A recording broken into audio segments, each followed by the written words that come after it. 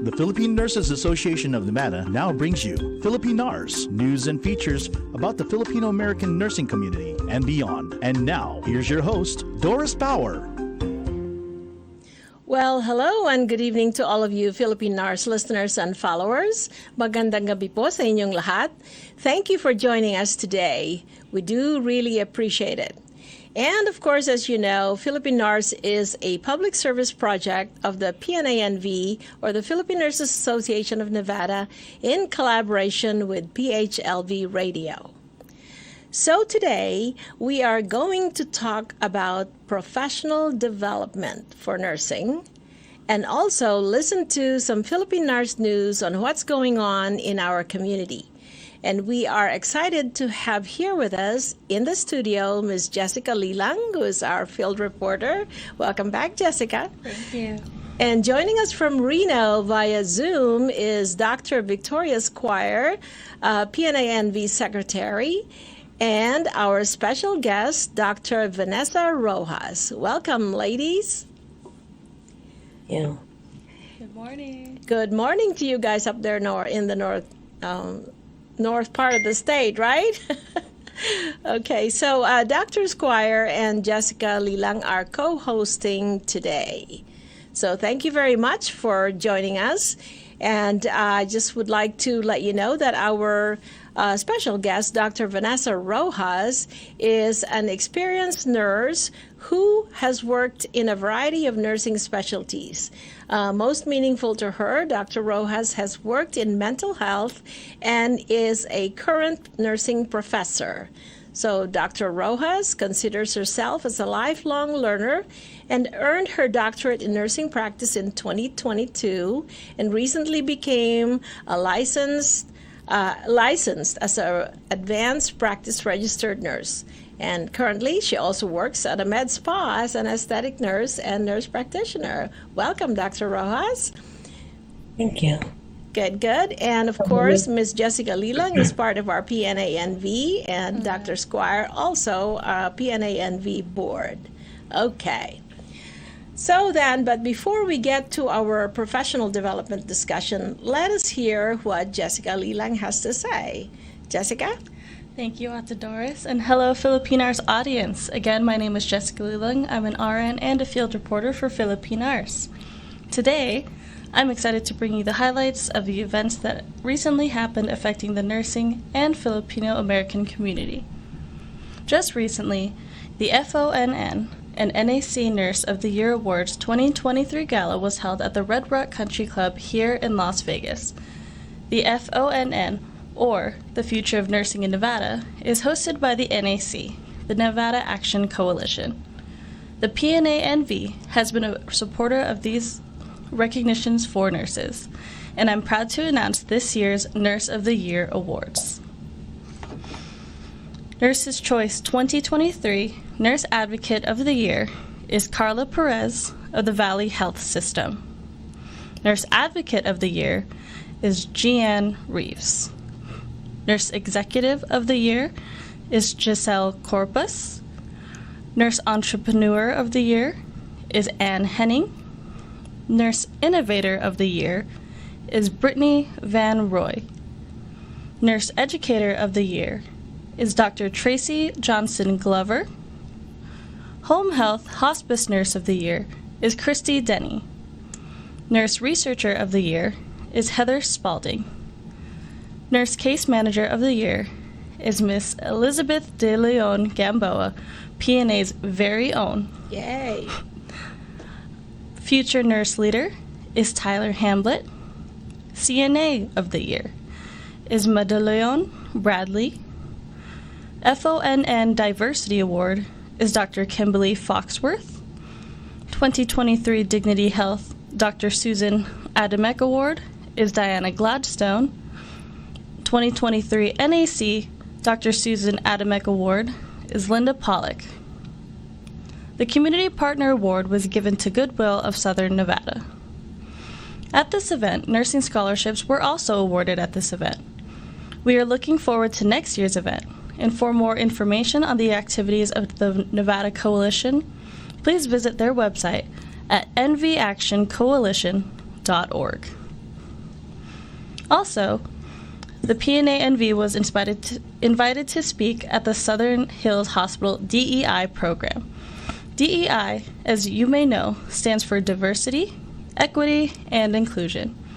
This refers to organizational frameworks which seek to promote the fair treatment and full participation of all people, particularly groups who have been historically underrepresented or subject to discrimination on the basis of identity and disability. PNANV was represented by none other than Elizabeth de Leon Gamboa, Doris Bauer, and Lloyd Gamboa. Good job. Thank you. Wish I was there. Lisa Gamboa talked about how core cultural traits and attitudes affect Filipino American nurses and the core Filipino traits and attitudes that can be observed among Filipinos. Recognizing these traits in ourselves will help on how to interact with Filipino patients and nurses. Ate Doris talked about the PNANV activities in the community and our very own FilipiNARS podcast. Did you know that there is a core group of honorary consuls for 16 different countries here in Las Vegas? They represent their different countries and help to assist the population groups on issues that may arise. The Filipino community in Las Vegas is very large. About 150,000 Filipinos are in the state of Nevada. And over the past 10 years, we have been advocating for an appointment of Filipino Honorary Consul of Nevada. Now it's finally happened. We now have an Honorary Consul office, and our newly appointed Honorary Consul is Bella Aurora Amy Belmonte. Ms. Belmonte has been doing consular outreach for many years in collaboration with NAFA, the National Federation of Filipino American Associations, an organization which the PNANV collaborates with. Congratulations, Amy Belmonte. And that's all the news from me at this time. Thank you. Well, thank you, Ms. Jessica. Thank you very much. That certainly is very interesting about the honorary consulate and the actual number of countries participating. So we're looking forward to that. Thank you again. Thank you. Well, we are looking forward to more news from you at next time, Jessica. Okay, so now I'm going to give the helm to Dr. Victoria Squire and Dr. Vanessa Rojas to talk about professional development in nursing. Ladies? Great. Thank you, Doris. And I would really appreciate the accolades that I've brought my colleague here, Dr. Vanessa Yes. Rojas. She is here with us today to share some insights for our next generation of nurses and nurse leaders. Dr. Rojas is a colleague of mine at Unitec College, and she's one of our professors in the PN program, and she has quite a bit of experience starting at the ripe old age of, when did you become a nurse, Vanessa? And I know you... I became an LPN when I think I was 19, and I got done with my RN program through the NCLEX just as I was turning 21.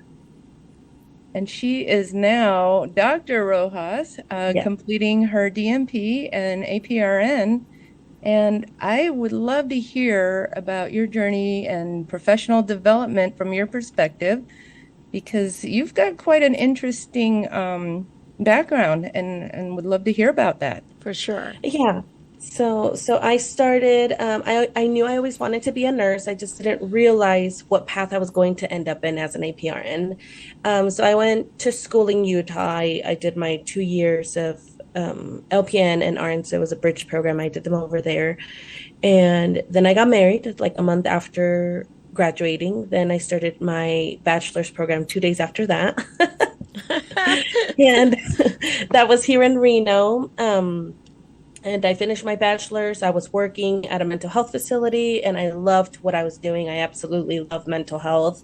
And I didn't know that I wanted to be something else, but I was talking to one of my colleagues at the time, and she had mentioned, wanting to grow her education and wanted to have a bigger scope within her license. And she mentioned APRN, and she told me about the school that she was going to. So I, jumped the gun, and I was quick to do it. I'm like, let's just get it over with. Let's jump in and do it. So I was looking at different graduate programs, a master's or a doctorate, and I just decided on the doctorate, and I enrolled in that in 2019, and I finished in December of last year. So it didn't feel like a long time. Now that I'm not in school currently, I'm like, wow, that was a lot. But I think, every degree that I've gotten, because I also have a master's in nursing education and a master's in business, I think it's all definitely been worth it. Even if you don't utilize the degree per se in a professional capacity, you have a lot of knowledge that can aid you later down the road.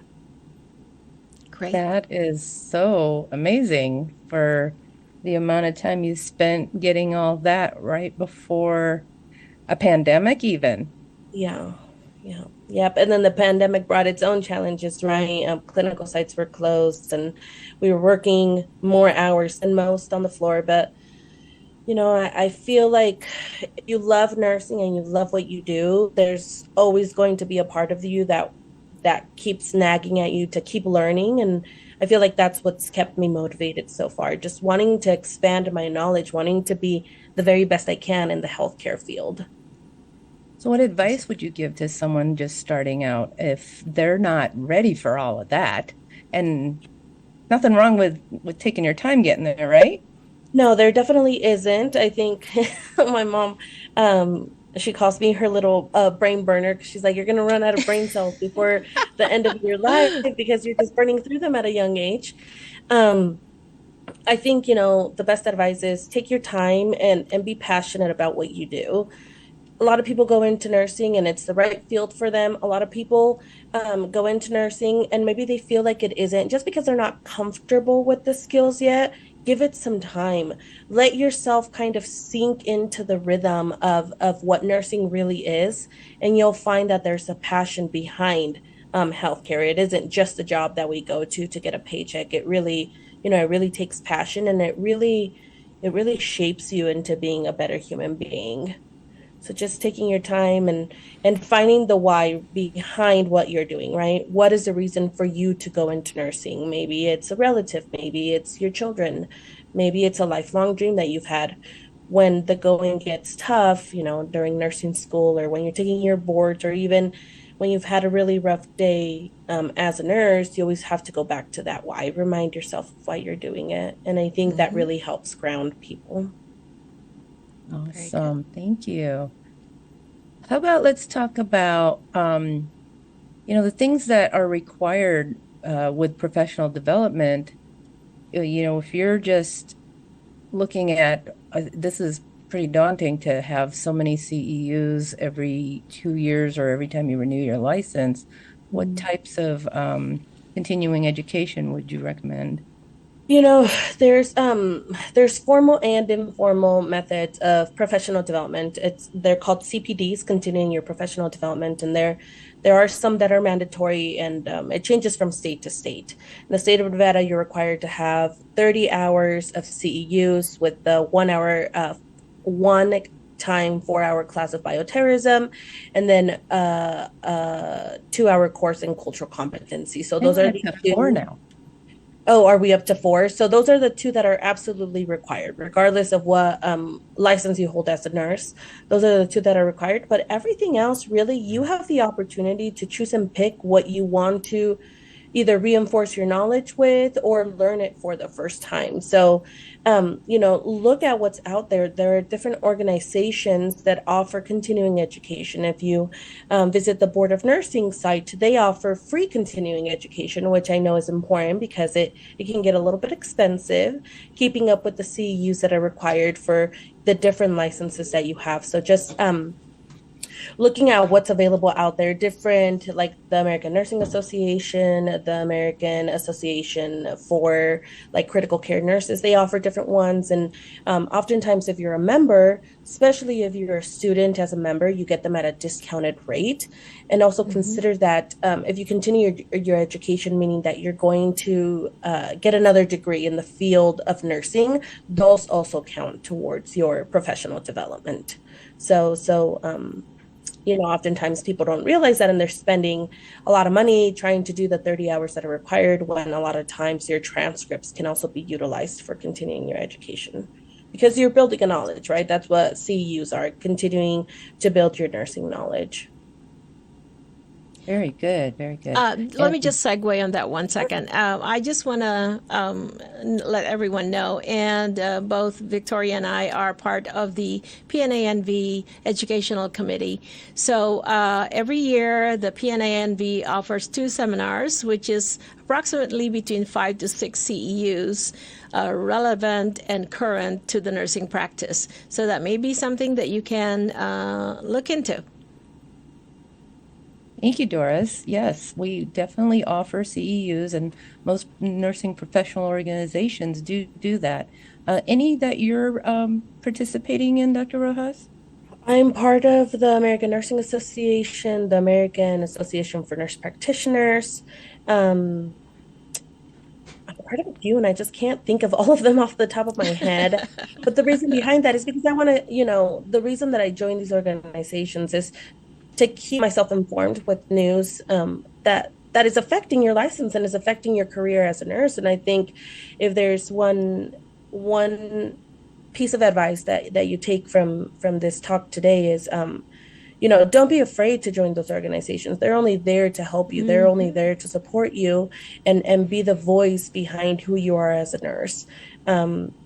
And they offer a lot of resources. So look at what's out there and join them. You don't have to be, I know that the Filipino Nurses Association, you don't have to be a Filipino to join them. You could be a nurse, which is fantastic, and that's how most organizations are.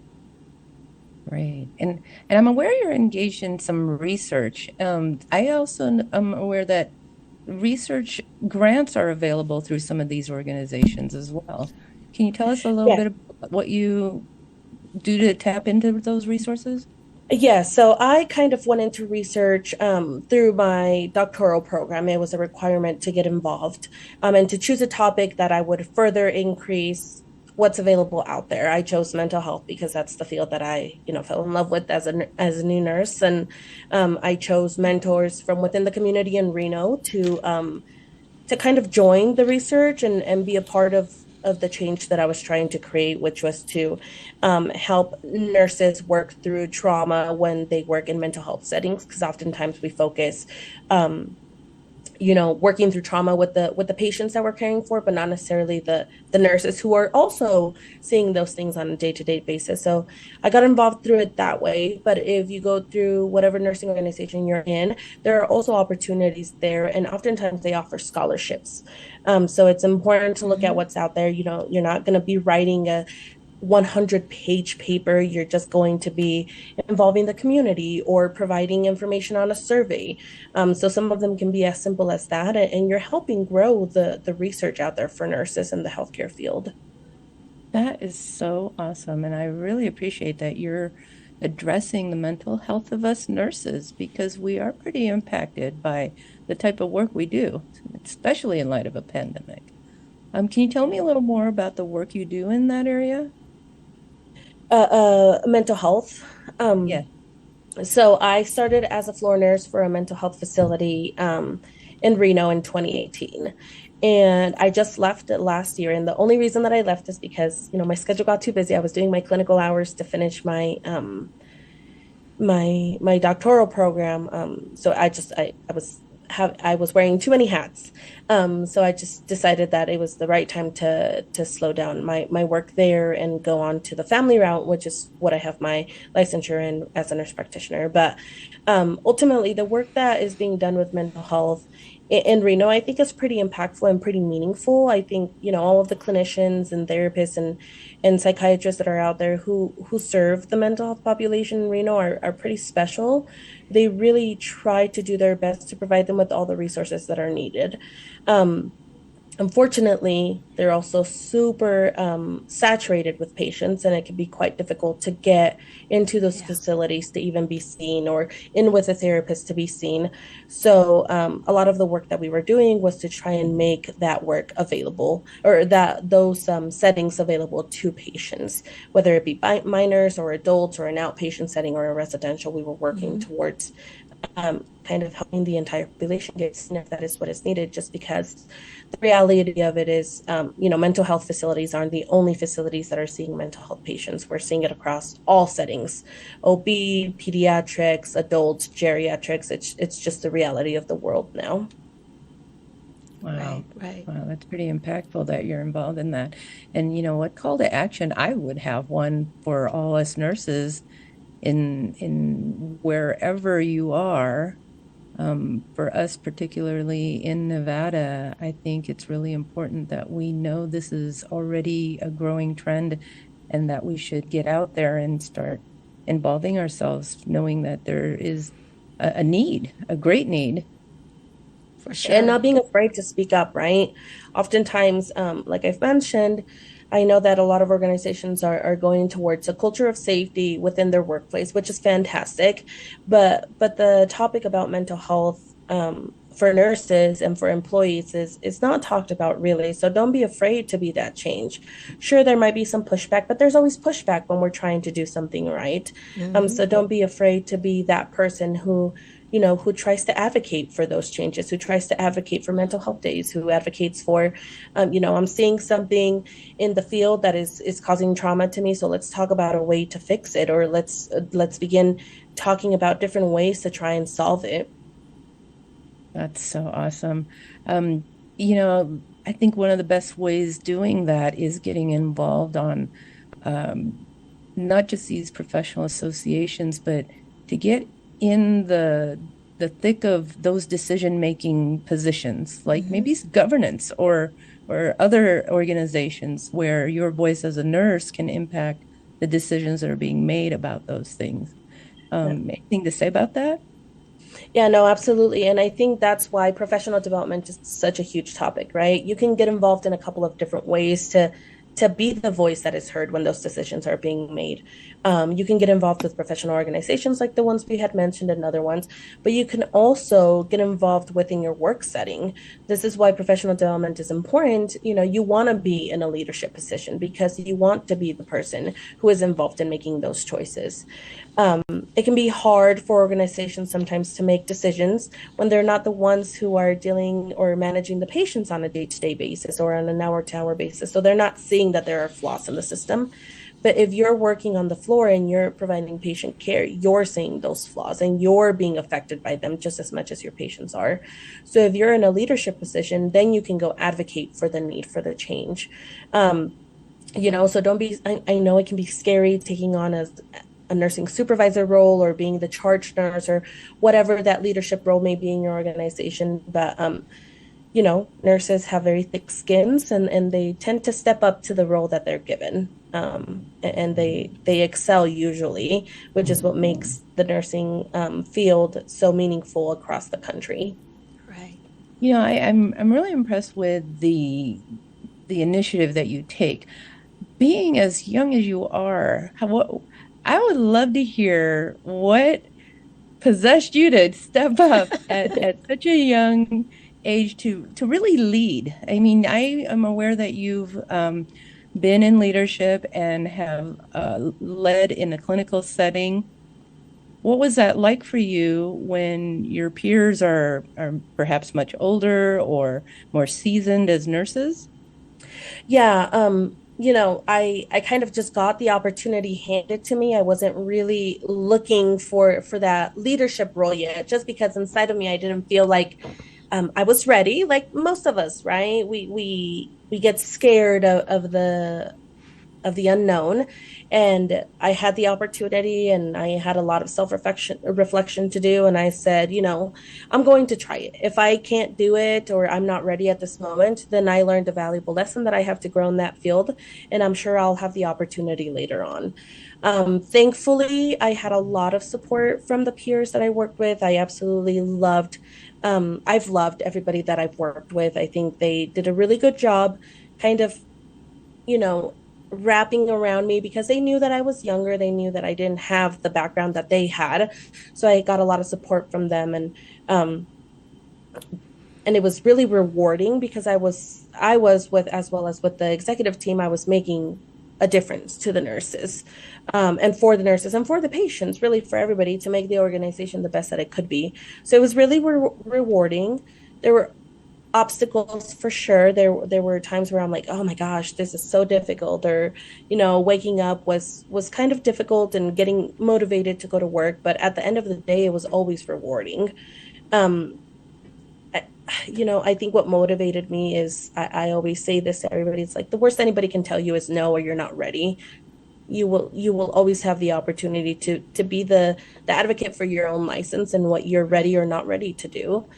So I think you need to take the opportunities when they're handed to you, or make an opportunity for yourself. Be a leader on the floor, even if you don't have a leadership position. Show the rest of your team that you're really there for them, and show the organization that you're there to make a difference, even if they're not ready for it. That's so inspiring. Well, what is your take on how we advocate? Because sometimes it's, people would think that it's such a big thing to do, and will it make an impact? Will it even make a difference? Because things are the way they are, and what is my one little voice going to do for all this? Yeah, no, Dr. Squire, I think that that's a mindset that a lot of people have, especially new nurses who don't want to kind of create any, bad relationships with seasoned nurses. Perhaps maybe they're a little bit intimidated by the field and by the peers that they work with. But, we're all nurses, and we're all valuable. Your license is not more important than mine. Same thing can be sent from a provider, like a medical provider, to a nurse, right? He has a license, or she has a license that works differently than mine. And each of us have a very specific role in patient care. So one person is not more important than the other. And I think it's important to recognize that first, because that allows you to recognize that you deserve all of the respect that you're putting out there, right? You deserve to come into a workplace where you're valued as much as the rest of the team, because everybody in a healthcare field has one purpose and one purpose. It's to keep the patient safe and to make them better. From the CEO suite, executives, medical doctors, therapists, nurses, everybody has the same role. And I think the pandemic really proved that, we were used to kind of the nurses doing a lot of the interventions, and the providers putting in the orders, and the social workers and the therapists doing their own thing. But when chaos was created because of the pandemic, everybody was ultimately providing patient care, regardless of their licenses. Everybody could go, get a tray of food. Everybody could go take the patient on a walk. So we're ultimately there for the patients. And I think once you realize that you're just as valuable as the rest of the team, you really learn how to advocate for yourself and for people around you. Just because what you're asking for isn't getting done doesn't mean that it isn't making a difference to somebody else. You could be the reason that somebody else has a good day today, and that's making a difference. It's not always going to be those large scale victories that we're wanting, but there are going to be minute victories that somebody is taking from what you're advocating for. Wow, wonderful. Doris. Yes. Jessica, what do you think of all that?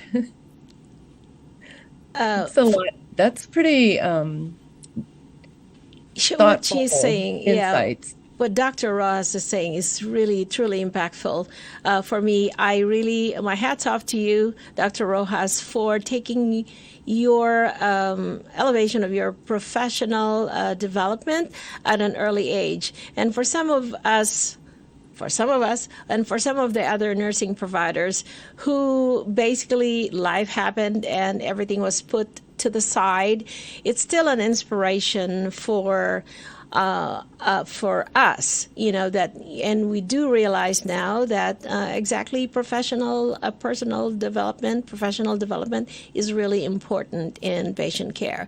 So a question that I have for you is, how can a nurse leader promote professional development among their staff? I think there are a lot of different ways that professional development can occur through. One of the most meaningful ways that I had when I was a brand new nurse in mental health was through a skills fair.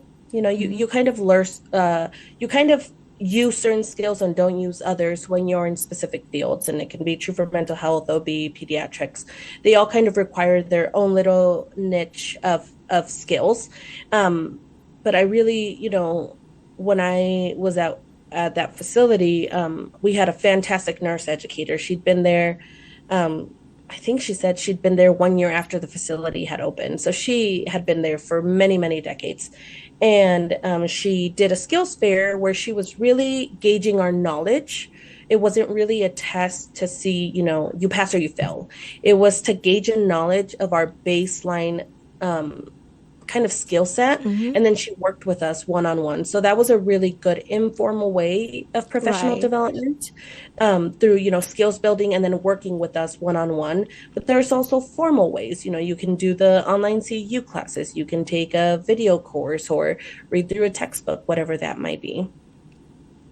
Very cool. Well, thank you for that. Jessica, you have anything for a question for Dr. Rojas? First, I'd like to say thank you. It's very inspiring to see someone very involved in the nursing community and at such a young age as well. I have only been a nurse for about almost 3 years, and I think it's great to see other people who are making waves and are not afraid to do it. It's very inspiring. And then I guess a question that I have for you is, as a younger nurse when you started out, and maybe you still experience this as well, how do you deal with the nurses eat their young problem, where older nurses think, oh, you're younger than me, you don't know as much as I do. And of course, we're younger, of course we don't, but sometimes there's different ways to say things to younger nurses. And how do you deal with that as a younger nurse? It can definitely be a challenge because it's what we were talking about before, right? It's that intimidation where you don't feel like you can speak up because you don't want to step on anybody's toes and you don't want to offend anybody. Thankfully, I learned this while I was in nursing school. I had one experience that was not super pleasant. I didn't really enjoy it, and I kind of froze in the instance. I didn't know what to say, and I kind of got beat down for it. And I went home and I started thinking about, I'm going through the education system as well. I'm learning the things that you learned, and I'm learning it as of right now. What is the best evidence for this right now? So I think if you can always back up what you're trying to advocate for or what you're trying to say behind the evidence, I don't think there's any way that anybody can really hurt you, if that makes sense. Mm-hmm. If you're backing what you're saying, where it's like, oh, I actually, this is how a Foley is put in, or actually, I think that it can be done this way, and you back it up with the evidence, you back it up with the policies and the procedures that are up to date. I don't really think there's a way that anybody can go around that. Because in the nursing setting, unfortunately, we see some practices that aren't evidence-based. It's always been this way. I've heard that too. It's just been it's always been done like this. But just because it's been done like that doesn't mean that it's the right way to do it. And it's your responsibility as a nurse to make sure that the patients are cared for with the best practices out there. So always bring it back to the patients. If I can give you a piece of advice, it's don't take anything personally. Everybody has a bad day. Everybody has to work through their ways the way that they feel is appropriate. If you always return it back to the patient care and the evidence, it takes the emotions out of it. Okay, I like that. Thank you. Okay. What is your overall, what can you say about the overall goal for nursing professional development? I think it's just to never stop learning, never get comfortable being comfortable. You always want to advance your knowledge. I always tell this to the students that I'm teaching and other nurses, and I always tell them, if you feel like you're the smartest person in the room and you know everything, that you need to leave that room, because you're not, and that's how people yeah. Because science changes constantly. What I know about healthcare now is not what's going to be accurate even a year from now, 15 years from now. So our learning never ends. And if you feel like, if you think that nursing is a one-way profession where you go to school and you learn everything that you need to do, then you're going to have a hard time adjusting, because that's just not the reality of it. I was in nursing school back in 2016, 2017, and even the skills and the ways that I learned things back then is not what I'm teaching students now, just because, that research continues to be growed. It continues to be advanced. And yeah, just don't be afraid to learn. Don't be afraid to get involved in those continuing education courses or opportunities, and never feel like you're the smartest person in the room. All right. Well, thank you for that, Dr. Rojas. So I have a question for all three of you. So what is your message to the nursing community about professional development? Let's start with you, Jessica.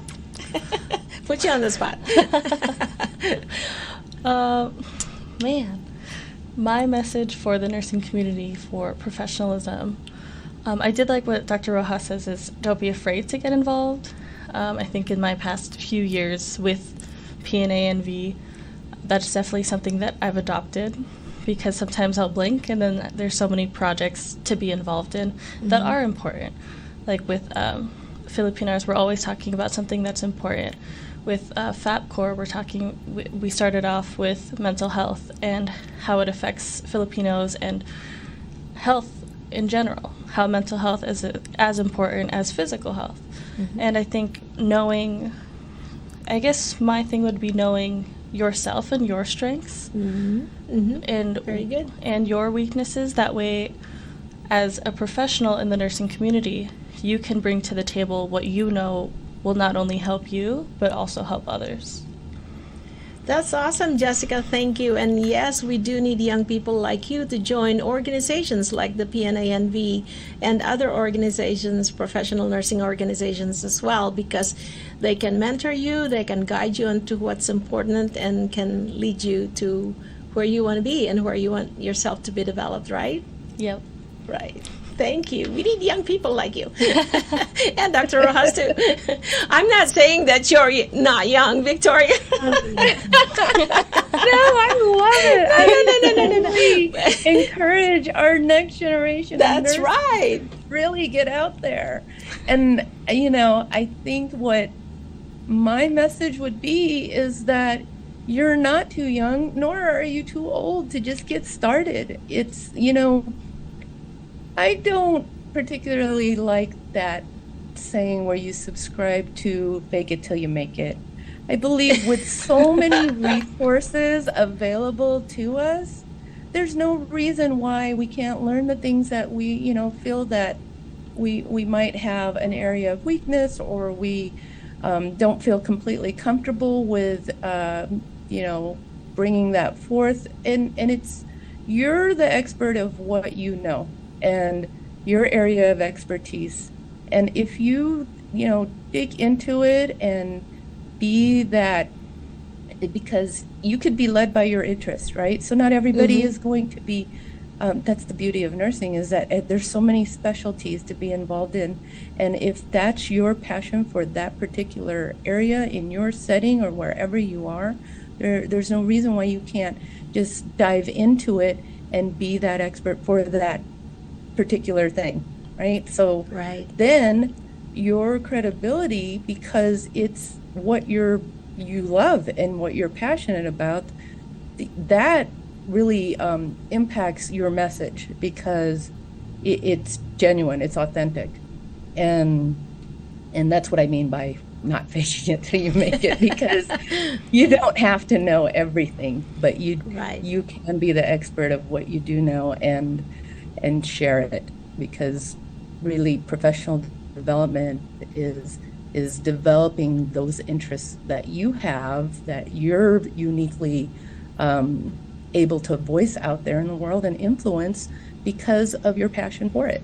So professional development really is what everyone's unique attributes are to that area of expertise, and growing it and sharing it with everyone. Very good. Well, thank you for that, Dr. Squire. Any final thoughts, Dr. Rojas? No, I think what they both said was beautifully put. I don't think I can really add any more to that. Just remember that you're the owner of your license, and what you can do, you want to do it great. You want to be exceptional at it. So if you feel like you need practice, there's always going to be resources out there that are provided for you.